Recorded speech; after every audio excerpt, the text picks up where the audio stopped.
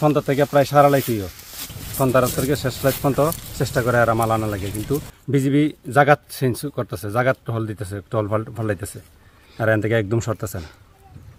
BJP আলহামদুলিল্লাহ অনেককে আগের থেকে অনেকেই উন্নত হয়েছে বিজেপির।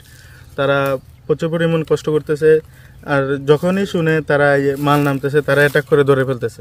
আমাদের সামনে মানে ঈদ সামনে আসছে বলেই বিজিবিরাও টহল করাকর করতেছে, ঠিক আছে, বিএসএফও টহল করতেছে করাকর। এই কারণে মানে মাল ভারতের পণ্যগুলো বাংলাদেশে খুবই কম, মানে এই বলতে মানে 2025 সালে নাই বলতে চলে। এখন আগের চাইতে অনেক বেশি পরিশ্রম করতেছে, অনেক বেশি তারা সতর্ক আছে, যেভাবে মানে বর্ডার থেকে অবৈধ মাল না আসে, আর ওই বিষয়ে খুবই সতর্ক। এখন বর্তমানে বিজিবি টহল মানে খুবই কড়াকড়, যার কারণে ও বেশি একটা নামে না। ক্যামেরায় ওয়াও, স্টাইল দেখাও, Xenon X21 পারলে ঠেকাও।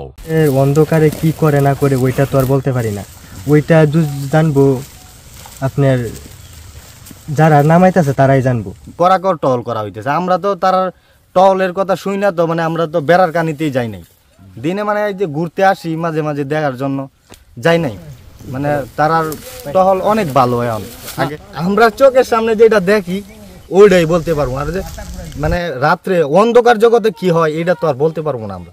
এখন তো আর দেখি নাই, মানে বর্ডারে তো আমরা রোজার আইগা তো আর রাত্রে তো আর আসি নাই, আইসা তো দেখি নাই।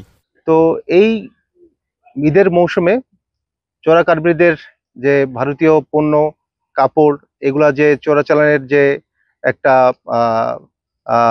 যে এটা মানে পরিলক্ষিত হচ্ছে, তো এটার পরিপ্রেক্ষিতে আমরা বিজিবি সদস্য সর্বদা সতর্ক আছি এবং এটার যে আভিযানিক কার্যক্রম সেটা অব্যাহত থাকবে।